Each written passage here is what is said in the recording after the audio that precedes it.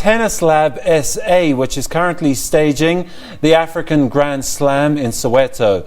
Siyabulela, welcome to the program. Thanks for having me, Simon. I'm very happy to be here. Right, well, you're going to have to tell us about Tennis Lab SA, because it seems like you guys have got a lot of big projects in the offing, and one of your biggest is currently underway, started today. I think that the African Grand Slam is one of our flagship projects that started 5 years ago. The intention was really to give the people, the tennis players in Africa, the feel of what a Grand Slam is all about, because there's only 4 Grand Slams across the world, nothing in Africa. So when we conceptualize this project here, or the event, it was more about getting that feel and ultimately wanting to grow it to the higher levels or echelons where it will attract more international players to come in, and actually, you know, our players also to play on home ground and win some ITF or ATP points on home soil.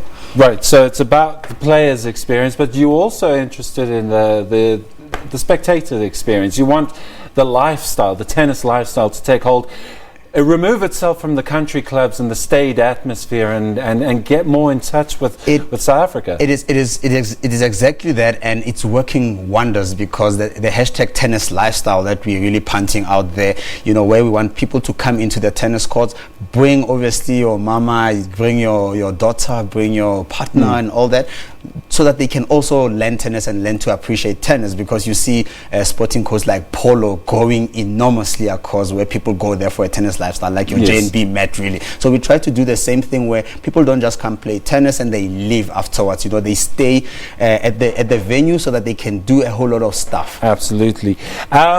So creating a buzz around tennis in South Africa, you got the perfect facility at the African Grand Slam. It was the former Arthur Ashe Tennis Center, now the TSA Growth Point Development Center. That sounds very fancy and very scientific.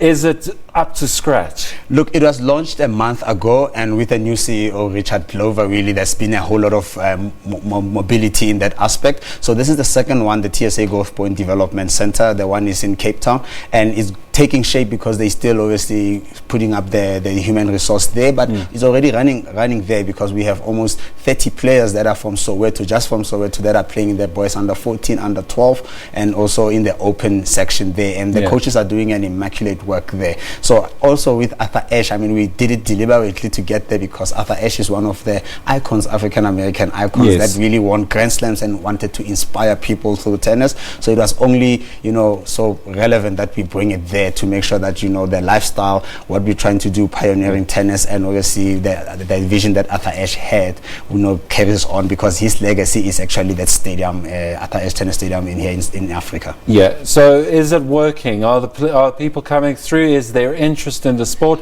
And more importantly, is there access to these kind of facilities? How easy is it to access it? It is easy. I mean, Soweto has close to 2 million people, which is the population of Botswana. So with obviously more activities and more programs like the African Grand Slam and coaching, sustainable coaching programs, it will definitely happen. And obviously now with the African Grand Slam, we saw like 150 players coming on board. We're talking about people from South Africa, but most importantly Lesotho, Swaziland, you know, Zimbabwe. It's well represented on the continent participants.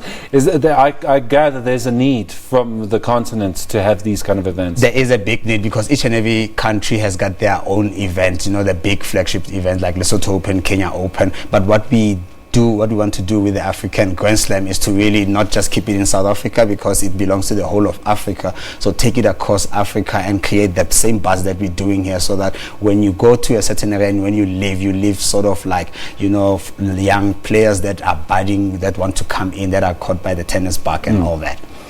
Challenging football, I suppose, is the main thing.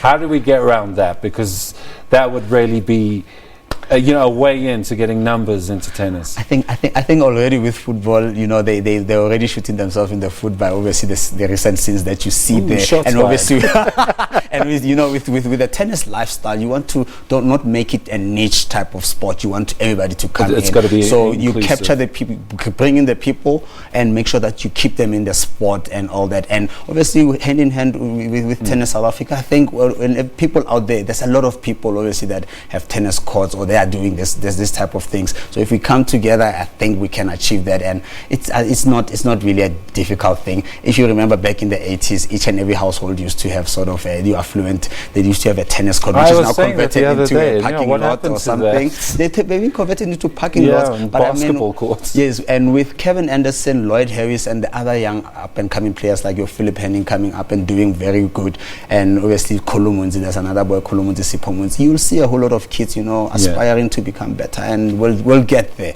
We will definitely. Well, you're going to have to keep us posted, Siyabulela. Thank you very much for joining us. Tennis Lab SA, exciting stuff. You're going to come back and tell us how the African Grand Slam was. Definitely, it's a Brilliant. date. Okay, cool. Thank you.